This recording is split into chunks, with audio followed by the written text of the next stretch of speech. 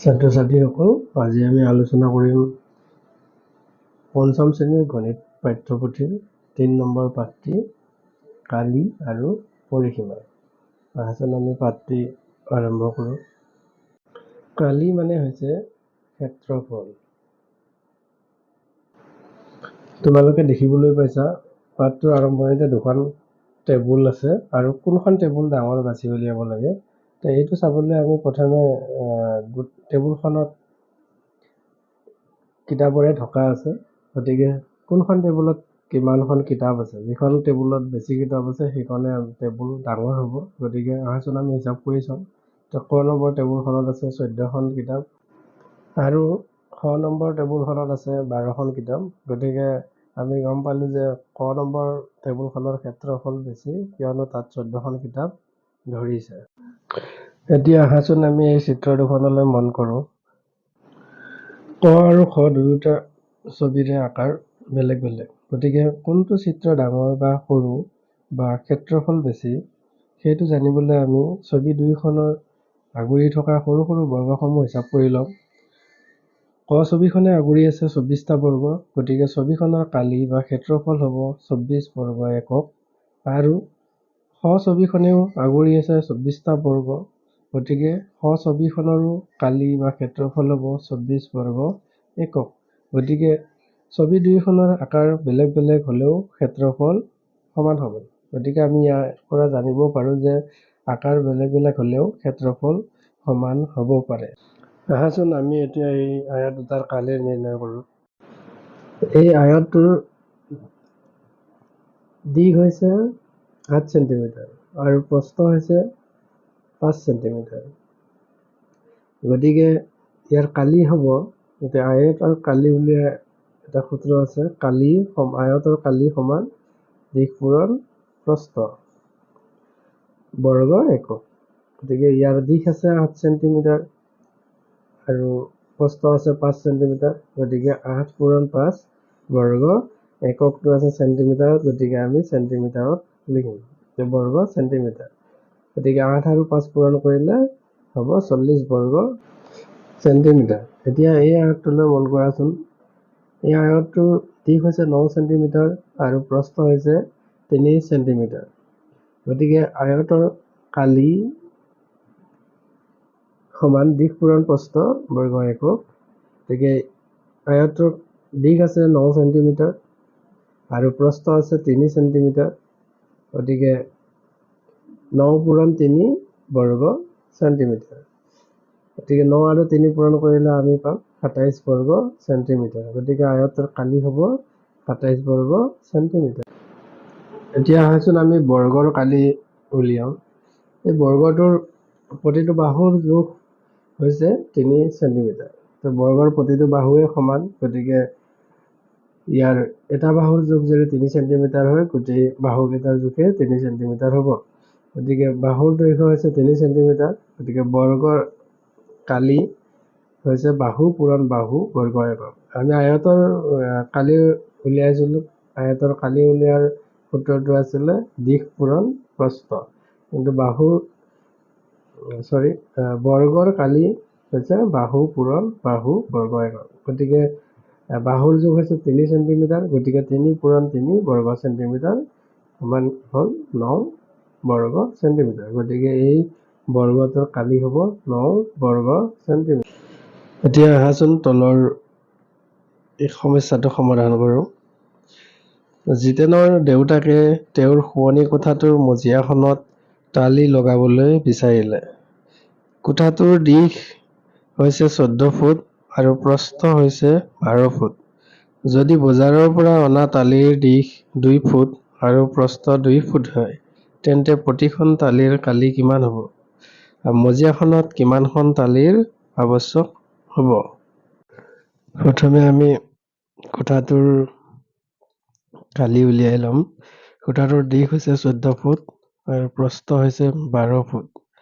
গতিকে কোঠাটোৰ কালি সমান দিশ পূৰণ প্ৰস্থ। কোঠাটোৰ কালি দিশ হৈছে 14 ফুট আৰু প্ৰস্থ হৈছে 12 ফুট। গতিকে 14 আৰু 12 আমি পূৰণ কৰিলে 168 পাম। গতিকে কোঠাটোৰ কালি হ'ব 168 বৰ্গ ফুট। এতিয়া আমি যে তালিৰ কালি উলিয়াই ল'ম। গতিকে তালিখনৰ দিশ হৈছে 2 ফুট আৰু প্ৰস্থ হৈছে 2 ফুট। গতিকে তালিখনৰ কালি হ'ব 2 পূৰণ 2, গতিকে 4 বৰ্গ ফুট। গতিকে মজিয়াখনত লগাবলৈ তালিৰ প্ৰয়োজন হ'ব। আমি মজিয়াৰ কালিটো তালিৰ কালিৰে হৰণ কৰি দিলে আমি তালিৰ পৰিমাণটো পাম। গতিকে মজিয়াৰ কালি হৈছিলে 168 ফুট বৰ্গ ফুট হৰণ তালিৰ কালি আছিলে 4 বৰ্গ ফুট। গতিকে 4ৰে আমি 168 হৰণ কৰিলে 42 পাম। গতিকে মজিয়াখনত লগাবলৈ তালিৰ প্ৰয়োজন হ'ব 42খন। এতিয়া আহচোন আমি ইয়াৰ পিছৰ প্ৰশ্নটো আলোচনা কৰোঁ। ইয়াৰ পিছৰ প্ৰশ্নটো আছে এখিলা ডাঠ কাগজৰ দিশ 12 চেণ্টিমিটাৰ আৰু প্ৰস্থ 8 চেণ্টিমিটাৰ। ডাঠ কাগজখনত 4 বৰ্গ চেণ্টিমিটাৰ কালিৰ জোখৰ কিমানখন ডাকটিকত আঠা লগাব পৰা যাব? প্ৰশ্নত দিয়া আছে যে ডাঠ কাগজৰ দিশ হৈছে 12 চেণ্টিমিটাৰ আৰু প্ৰস্থ হৈছে 8 চেণ্টিমিটাৰ। গতিকে ডাঠ কাগজখনৰ কালি হ'ব 12 পূৰণ 8 বৰ্গ চেণ্টিমিটাৰ।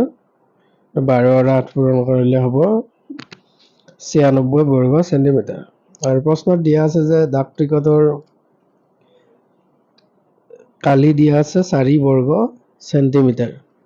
গতিকে ডাঠ কাগজখনত লগাবলৈ প্ৰয়োজন হোৱা ডাকটিকট হ'ব আমি ডাঠ কাগজখনৰ কালিক আমি ডাকটিকটৰ কালিৰে হৰণ কৰি দিলে আমি কিমানটা ডাকটিকট লাগিব সেইটো পাম। গতিকে ডাঠ কাগজৰ কালি হৈছিলে 96 বৰ্গ চেণ্টিমিটাৰ আৰু ডাকটিকটৰ কালি আছিলে 4 বৰ্গ চেণ্টিমিটাৰ। গতিকে 4ৰে 96 হৰণ কৰিলে আমি 24 পাম। গতিকে ডাঠকিলাখনত লগাবলৈ ডাকটিকট 24টা ডাকটিকটৰ প্ৰয়োজন হ'ব। আহচোন এতিয়া আমি পৰিসীমা কেনেকৈ নিৰ্ণয় কৰে তাক আলোচনা কৰোঁ। পৰিসীমা হৈছে 4 সীমাৰ মুঠ জোখ। 4 সীমাৰ মুঠ জোখকে পৰিসীমা বোলে। আহচোন এতিয়া আমি এই পথাৰখনৰ বা এই চিত্ৰটোৰ আমি পৰিসীমা নিৰ্ণয় কৰোঁ। ইয়াত বাহুবিলাকৰ দৈৰ্ঘ্য দিয়া হৈ আছে। আমি দেখিছোঁ এইটো বাহুৰ জোখ 4 চেণ্টিমিটাৰ, এইটো বাহুৰ জোখ 3 চেণ্টিমিটাৰ, এইটো বাহুৰ জোখ 3 চেণ্টিমিটাৰ, এইটো বাহুৰ জোখ 4 চেণ্টিমিটাৰ, এইটো বাহুৰ জোখ 10 চেণ্টিমিটাৰ। এইটো বাহুৰ জোখ দিয়া নাই। যিহেতু এই বাহুটোৰ দিশ 4 চেণ্টিমিটাৰ, গতিকে এই বাহুটোৰ দিশো 4 চেণ্টিমিটাৰে হ'ব। এই বাহুটোৰ দিশ 3 চেণ্টিমিটাৰ আৰু আকৌ এই বাহুটোৰ দিশো দিয়া হোৱা নাই। গতিকে ইয়াৰ অপজিট বাহুটো 3 চেণ্টিমিটাৰ, গতিকে এই বাহুটো 3 চেণ্টিমিটাৰ হ'ব। এতিয়া আমি এই গোটেই বাহুবিলাক যোগ কৰি দিলে যিটো যোগফল পাম সেইটোৱে হ'ব ইয়াৰ পৰিসীমা। এতিয়া পৰিসীমা সমান 4 যোগ 3 যোগ 3 যোগ 4 যোগ 10 যোগ 4 যোগ 3 যোগ 3 চেণ্টিমিটাৰ। গতিকে এই গোটেইখিনি যোগ কৰিলে হ'ব 34 চেণ্টিমিটাৰ। গতিকে 34 চেণ্টিমিটাৰ হ'ব এই চিত্ৰটোৰ পৰিসীমা। এতিয়া আহাচোন এই সমস্যাকেইটা সমাধান কৰোঁ। 1 নম্বৰটো আছে আয়তাকৃতিৰ বাগিচাখনৰ দিশ 10 মিটাৰ আৰু প্ৰস্থ 8 মিটাৰ। বাগিচাখনৰ পৰিসীমা কিমান? যিহেতু বাগিচাখনৰ আকৃতি আয়তাকৃতি, সেয়েহে আমি আয়তৰ পৰিসীমাৰ সূত্ৰটোতে এই সমস্যাটো সমাধান কৰিম। তো আয়তৰ পৰিসীমা সমান 2 পূৰণ দিশ যোগ প্ৰস্থ। গতিকে বাগিচাখনৰ পৰিসীমা হ'ব 2 পূৰণ দিশ আছে বাগিচাখনৰ 10 মিটাৰ আৰু প্ৰস্থ আছে 8 মিটাৰ। গতিকে 2 পূৰণ 10 যোগ 8। গতিকে 10 আৰু 8 যোগ কৰিলে হ'ব 18 মিটাৰ। গতিকে 2 পূৰণ 18, 18 দুগুণ 36 মিটাৰ। গতিকে বাগিচাখনৰ পৰিসীমা হ'ব 36 মিটাৰ। এতিয়া আহাচোন 2 নম্বৰ প্ৰশ্নটো চাওঁ। এটা আয়তৰ পৰিসীমা 40 সেণ্টিমিটাৰ আৰু দিশ 15 সেণ্টিমিটাৰ হলে প্ৰস্থ কিমান হ'ব? ঠিক আছে, আয়তটোৰ পৰিসীমা হ'ল 40 সেণ্টিমিটাৰ, দিশ আছে 15 সেণ্টিমিটাৰ আৰু প্ৰস্থ আমি উলিয়াব লাগে। আমি জানো যে 2 পূৰণ দিশ যোগ প্ৰস্থ সমান আয়তৰ পৰিসীমা। গতিকে 2 পূৰণ দিশ আছে 15 সেণ্টিমিটাৰ আৰু প্ৰস্থ নাই, সমান আয়তৰ পৰিসীমাটো আছে 40 সেণ্টিমিটাৰ। গতিকে আমি 2টো এতিয়া সমান চিহ্নৰ এইফালে যেতিয়া আনিম, এইটো চাইডে পূৰণ আছে, গতিকে এইফালে হৰণ হৈ যাব। গতিকে 15 যোগ প্ৰস্থ সমান 40 হৰণ 2 সেণ্টিমিটাৰ। 2ৰে 40 হৰণ কৰিলে হ'ব 20, গতিকে প্ৰস্থ সমান 20 আৰু ইফালে আছিল দিশ আমাৰ 15 আছিলে, গতিকে 15টোক আমি যেতিয়া সমান চিহ্ন এইটো ফাললৈকে লৈ আহিম তেতিয়া বিয়োগ হ'ব, কাৰণ এইটো ফালে সমান চিহ্ন এইটো ফালে যোগ আছিলে আৰু সমান চিহ্ন এইটো ফাললৈকে আহিলে যোগ থাকিলে বিয়োগ হ'ব। গতিকে 20ৰ পৰা 15 গ'ল, থাকিলে 5 সেণ্টিমিটাৰ। গতিকে আয়তৰ পৰিসীমা হ'ব 5 সেণ্টিমিটাৰ। এতিয়া আহচোন 3 নম্বৰ প্ৰশ্নটো আলোচনা কৰোঁ। আয়তাকৃতিৰ খেলপথাৰ এখনৰ দিশ 120 মিটাৰ আৰু প্ৰস্থ 80 মিটাৰ। পথাৰখনৰ পৰিসীমা উলিওৱা। পথাৰখনৰ দিশ দিয়া আছে 120 মিটাৰ আৰু প্ৰস্থ দিয়া আছে 80 মিটাৰ। গতিকে পথাৰখনৰ পৰিসীমা হ'ব 2 পূৰণ দিশ যোগ প্ৰস্থ একক। 2 পূৰণ দিশ আছে 120 মিটাৰ আৰু প্ৰস্থ আছে 80 মিটাৰ। গতিকে এককটো হ'ব মিটাৰ। গতিকে 2 পূৰণ 120 আৰু 80 যোগ কৰিলে হ'ব 200 মিটাৰ। গতিকে 2 আৰু 200 পূৰণ কৰিলে হ'ব 400 মিটাৰ। গতিকে পথাৰখনৰ পৰিসীমা হ'ব 400 মিটাৰ। আহচোন এতিয়া 4 নম্বৰ প্ৰশ্নটো আলোচনা কৰোঁ। এখন আয়তাকৃতিৰ মজিয়াৰ পৰিসীমা 16 মিটাৰ। মজিয়াখনৰ প্ৰস্থ 3 মিটাৰ হলে দিশ কিমান? ইয়াত আমি দিশটো উলিয়াব লাগে। গতিকে মজিয়াখনৰ পৰিসীমা দিয়া আছে 16 মিটাৰ, দিশ দিয়া হোৱা নাই, প্ৰস্থ দিয়া হৈছে 3 মিটাৰ।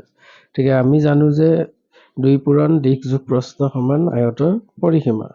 গতিকে 2 পূৰণ দিশ যোগ প্ৰস্থ দিয়া আছে 3 মিটাৰ আৰু আয়তৰ পৰিসীমাটো আছে, মজিয়াখনৰ পৰিসীমা আছে 16 মিটাৰ।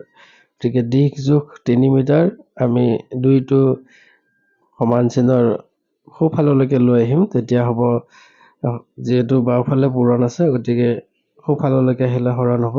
গতিকে 2ৰে 16 হৰণ কৰিলে 8 হ'ব আৰু আমি এতিয়া দিশ সমান 8, প্ৰস্থ আছিলে 3 মিটাৰ, গতিকে আমি সোঁফাললৈকে লৈ যোৱাৰ লগে লগে যোগৰ ঠাইত বিয়োগ হ'ব।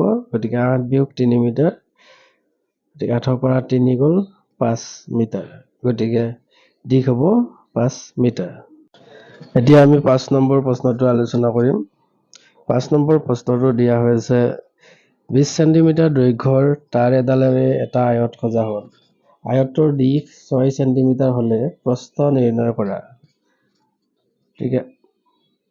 যিহেতু তাঁৰডালৰ দৈৰ্ঘ্য 20 সেণ্টিমিটাৰ, গতিকে আয়তটোৰ পৰিসীমা হ'ব 20 সেণ্টিমিটাৰ, দিশ দিয়া আছে 6 সেণ্টিমিটাৰ, প্ৰস্থ উলিয়াব লাগিব।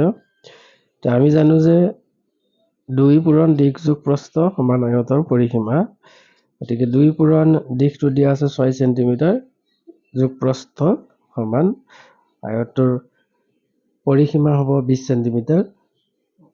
গতিকে আমি প্ৰথমে 2টোক সমান চিহ্নৰ সোঁফাললৈকে লৈ আহিম, তেতিয়া পূৰণৰ ঠাইত হৰণ হৈ যাব। গতিকে 6 সেণ্টিমিটাৰ যোগ প্ৰস্থ সমান 20 হৰণ 2 সেণ্টিমিটাৰ। ঠিক 2ৰে 20 হৰণ কৰিলে 10 হ'ব। গতিকে প্ৰস্থ সমান, আমি 6 সেণ্টিমিটাৰটো সমান চিহ্ন সোঁফাললৈকে লৈ আহিম, তেতিয়া হ'ব ইফালে বিয়োগ। গতিকে 10ৰ পৰা 10 বিয়োগ 6 সেণ্টিমিটাৰ, গতিকে 10ৰ পৰা 6 বিয়োগ কৰিলে হ'ব 4 সেণ্টিমিটাৰ।